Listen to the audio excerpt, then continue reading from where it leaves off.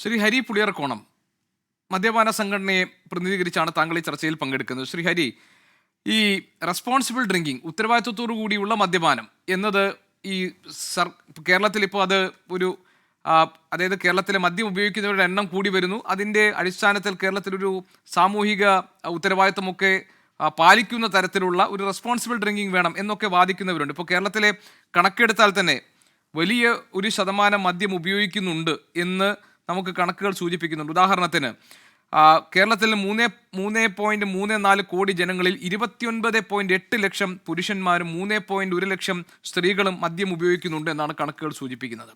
അപ്പോൾ സർക്കാർ ഈ മദ്യപാനം കുറച്ചു കൊണ്ടുവരിക, മദ്യപാനികളുടെ എണ്ണം കുറയ്ക്കുക, അവരെ ക്രമേണ ഘട്ടം ഘട്ടമായി മദ്യം പൂർണ്ണമായി ഇല്ലാതാകുന്ന ഒരവസ്ഥ കേരളത്തിൽ കൊണ്ടുവരിക, ഇതാണ് ഞങ്ങളുടെ നയം എന്ന് ഇടതുപക്ഷ സർക്കാർ നേരത്തെ തന്നെ പ്രഖ്യാപിച്ചിട്ടുണ്ട്. ഇപ്പോൾ ഈ വന്നിരിക്കുന്ന ഇളവുകൾ അല്ലെങ്കിൽ മദ്യനയത്തിൽ വെള്ളം ചേർത്തതായി നമ്മൾ കാണുന്ന കാര്യങ്ങളെ നിങ്ങൾ സ്വാഗതം ചെയ്യുന്നുണ്ടോ? ഇങ്ങനെയാണോ ഒരു സർക്കാർ പെരുമാറേണ്ടത്? ഇതായിരിക്കണമോ മദ്യനയം?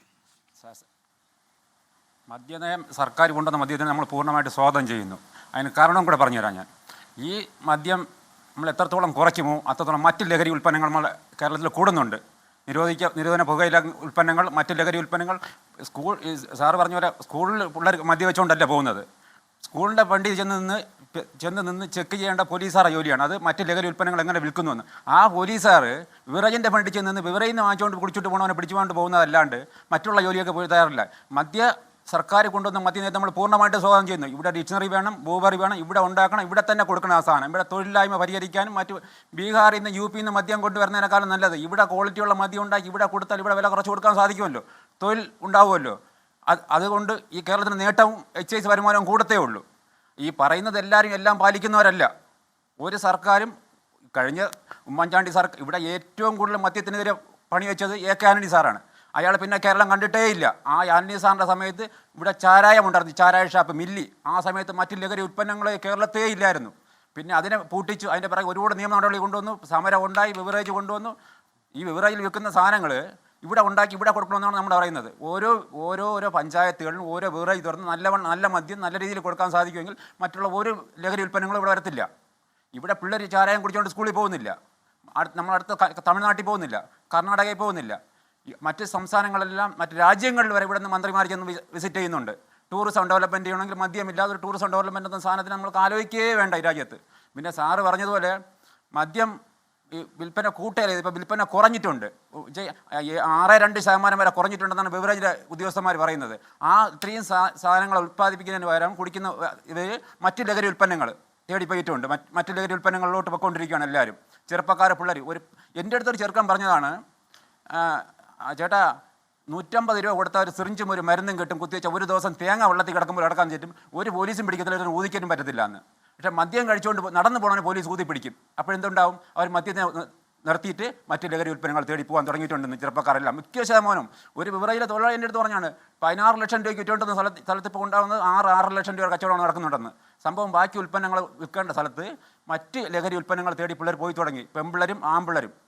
ഇപ്പോൾ പെൺപിള്ളേർ തന്നെ ഏതാണ്ട് 32% മദ്യം വയ്ക്കുന്നുണ്ടെന്നാണ് അറിയപ്പെടുന്നത് നമ്മളെ കേരളത്തിൽ.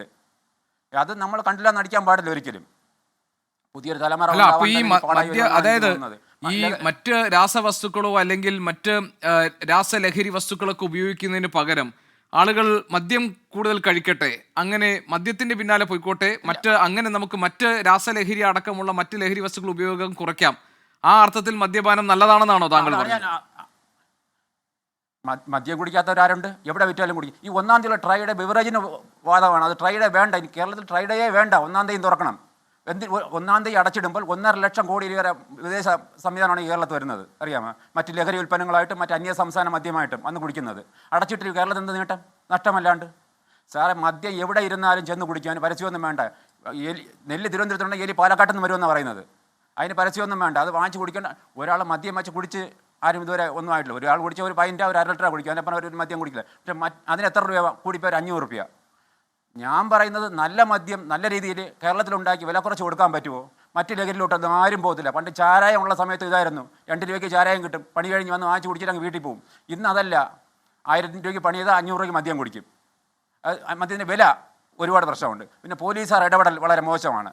മോശമായിട്ട്. പിന്നെ അതിൽ ബിവറേജിലിരിക്കുന്ന ഉദ്യോഗസ്ഥർ അവർ പറയുന്നത് വെച്ചാൽ അവരെ വീട്ടിൽ നിന്ന് കൊണ്ട് കൊടുക്കുന്ന മട്ടിലാണ് അവർ ഈ വാങ്ങാൻ പോകുന്നിടത്ത് ഇടപെടുന്നത്. വളരെ മോശമായിട്ടാണ് ഇടപെടുന്നത്, വളരെ വളരെ മോശമായിട്ട്. അത് ഈ ഇരിക്കുന്ന മന്ത്രിമാരും എക്സൈസ് ഉദ്യോഗസ്ഥരും വിദേശ അന്യ സംസ്ഥാനങ്ങളും പോയി കണ്ടിട്ടുള്ളവരാണല്ലോ. അവർക്കറിയാലോ രീതികൾ എങ്ങനെ ചെയ്യണമെന്ന്. അവരാരില്ലല്ലോ, അവർക്ക് മാത്രം കാശേ ആവശ്യമുള്ളൂ. ഇവിടെ 90 രൂപ സാധനം വാങ്ങിച്ച് 1900 രൂപയ്ക്ക് വിറ്റിട്ട് അതിൻ്റെ ബാക്കി എല്ലാ സംവിധാനവും ഇവരെടുത്തിട്ട് ബിവറേജ് എല്ലാം അവിടെ വാങ്ങിക്കാൻ പോകുന്നതിൻ്റെ പ്രശ്നം, വാങ്ങിക്കുന്നിടത്ത് വളരെ മോശമായിട്ട് പെരുമാറുന്നുണ്ട്. അല്ല, വില ഭയങ്കര വിലയാണ്. പിന്നെ ഈ പോലീസ് ഉദ്യോഗസ്ഥന്മാരെ പെരുമാറ്റം വളരെ മോശമാണ്. നടന്നു പോകണവനെ ഓട്ടോറിക്ഷ മദ്യം കഴിച്ചുകൊണ്ട് ഓട്ടോറിക്ഷ പിറകെ പോകണവനെ പിടിക്കാൻ എന്ത് അധികാരം? ഏതെങ്കിലും നിയമം പറഞ്ഞിട്ടുണ്ടോ? ഓട്ടോറിക്ഷയും പിടിച്ചുകൊണ്ട് ഓട്ടോറിക്ഷ ഡ്രൈവറേയും പിടിച്ചുകൊണ്ട് പോകും, വണ്ടിയും പിടിച്ചുകൊണ്ട് പിറകെ ഇരിക്കുന്നതും പിടിച്ചുകൊണ്ട് പോകും. എന്നിട്ട് എല്ലാവർക്കും 10,000 ഒക്കെയാണ് അടിച്ചു കൊടുക്കുന്നത്. പിന്നെ അതായത് നമ്മൾ 500 രൂപ മദ്യം വാങ്ങിച്ച് കുടിച്ചാൽ 15,000 രൂപ മുടക്കേണ്ടി വരും. കോടതി പോകണം, അവിടെ 10,000 രൂപ, ലൈസൻസ് കട്ടാവും. എന്തിന്? കുടിച്ചുകൊണ്ടല്ല, മദ്യപാനിയെ കൊണ്ടുപോയുണ്ട്. മദ്യപാനിയെ ഓട്ടോറിക്ഷയിൽ കൊണ്ടുപോയുണ്ടാകുന്ന നിയമം എൻ്റെ അടുത്ത് 1-2 പറഞ്ഞാണ്. അവർ കൂട്ടുപ്രതിയാക്കുന്നു കൂടുതൽ സംസാരിച്ച. പോലീസുകാരനെന്ന് വെച്ചാൽ നിയമം പഠിപ്പിക്കാൻ വന്നവനാണെന്നാണ് പറയുന്നത്. നിയമം പഠിപ്പിക്കാൻ കള്ളും കുടിച്ചുകൊണ്ട്. സാറേ ഞാൻ കുടിച്ചില്ല സാറേ, ഞാൻ അവർ ഓട്ടോറിക്ഷ പറയരുതെന്നില്ല, അതൊന്നും പറഞ്ഞതില്ല. ഞാൻ അകത്തോട്ട് കയറ് എല്ലാം. അത് വേറൊരു സംഭവം. ഇവിടെ നടന്നു പോകണവനെ പിടിച്ച പോലീസുകാർ പറയുന്നത് അറിയാമോ? സ്കൂൾ കാമ്പൗണ്ടിൽ വെച്ച് ഓടിച്ചിട്ട് ഞാൻ പിടിച്ചപ്പോൾ എന്നെ അടിച്ചിട്ട് ഓടി. കേസ് എത്രയാണെന്ന് നോക്കിക്കോളണം. ഇത് മദ്യം വാങ്ങിച്ച് കുടിച്ച് റോട്ടിൽ നടന്നു പോകണമെങ്കിൽ ബസ് സ്റ്റാൻഡിൽ ഇരിക്കണമെങ്കിൽ പിടിച്ചോണ്ട് പോകണം പോലീസുകാരെ. ഇവിടെ കോടതിയിൽ എഴുതി ഹാജരാക്കുന്നത് ഞാൻ സ്കൂൾ കാമ്പൗണ്ടിൽ വെച്ച് മദ്യം വെച്ചുകൊണ്ടിരുന്നു, ഞാൻ പിടിക്കാന്നപ്പോൾ എന്നെ ആക്രമിച്ചിട്ട് ഇറങ്ങി ഓടി എന്നാണ് അവർ എഴുതി കോടതി ഹാജരാക്കുന്നത്. റിമാൻഡായി കേസായ ഒരു കേസ് ഇരുന്ന എത്ര കാലം? ഒരു 18 വർഷങ്ങളിൽ വേറെ കേസ് ഇറങ്ങി നടക്കണം. ഇത് പോലീസിനെ ആക്രമിച്ചൊരു കേസും കൂടെ എഴുതി വെച്ചിട്ടുണ്ട് അവർ. ഇതിന് സർക്കാർ ഉദ്യോഗസ്ഥൻ്റെ ഔദ്യോഗികത്തിന് തടസ്സപ്പെടുത്തി. ഇതും കൂടി എഴുതിയാണ് ഇവർ കോടതിയിൽ ഹാജരാക്കുന്നത്. ഇത് പറഞ്ഞും പാട്ടുപാടി തീരുമ്പോൾ 18 വർഷം ഒരുത്തൻ്റെ ജീവിതം അതോടെ മതി. ഒരുത്തൻ്റെ ജീവിതം തീർന്നു, ഒരു ചെറുപ്പക്കാരൻ്റെ. അത് പോലീസുകാരെ കുറേ ഇടപെടൽ കുറച്ചുകൂടെ കുറയ്ക്കണം. ഈ ബിവറേജിൽ ഇടപെടുന്ന ഈ സംഭവം സ്കൂളുകളിലും മറ്റ് വിദ്യാഭ്യാസ സ്ഥാപനങ്ങളിലെ ഫണ്ട് ചെന്ന് മറ്റ് ലഹരി ഉൽപ്പന്നങ്ങൾ പിടിക്കാൻ നിൽക്കണം എന്നാണ് ഞാൻ അതിനെക്കുറിച്ച് ഊന്നി പറയാൻ സാധിക്കും. ഈ ഗവൺമെൻറ് പിന്നെ ഗവൺമെൻറ് ചെയ്ത എല്ലാ കാര്യങ്ങളും നമ്മൾ സ്വാഗതം ചെയ്യുകയാണ്. ശരി, ഞാൻ ജിൻഡോയിലേക്ക് പോട്ടെ. ജിൻഡോയിലേക്ക് ഒരു ചോദ്യവുമായി പോകുന്നതിന് മുൻപ് പ്രേക്ഷകരോട് ഒരു കാര്യം, ഒരു സ്റ്റാറ്റ്യൂട്ടറി വാർണിംഗ്: മദ്യപാനം ആരോഗ്യത്തിന് ഹാനികരമാണ്. ശരി.